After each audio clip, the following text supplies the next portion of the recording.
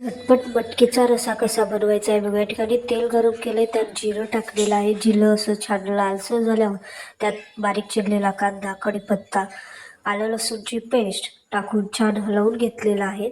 आपलं हे सर्व मिश्रण हे लालसर झाल्यानंतर त्यामध्ये आता आपण बारीक चिरलेला छान टमाटर टाकलेला आहे.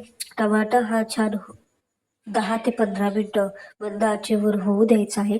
या ठिकाणी मटकी ही आपण एक शिट्टी करून घेतलेली आहे, कुकरमध्ये शिजवून घेतलेली आहे, अर्धवट शिजवलेली आहे.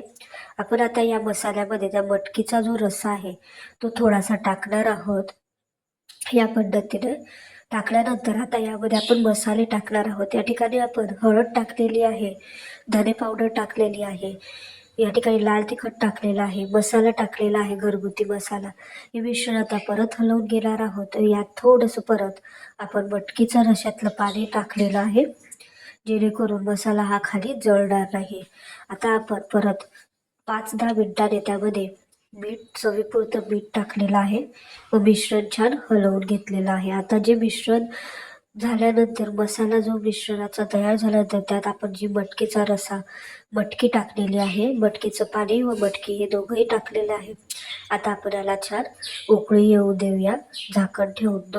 उकळी आल्यानंतर आपला मटकीचा रस्सा हा रेडी झालेला आहे. तुम्हाला माझी रेसिपी कशी वाटली हे मला कमेंट्स बॉक्समध्ये नक्की सांगा. Thank you so much.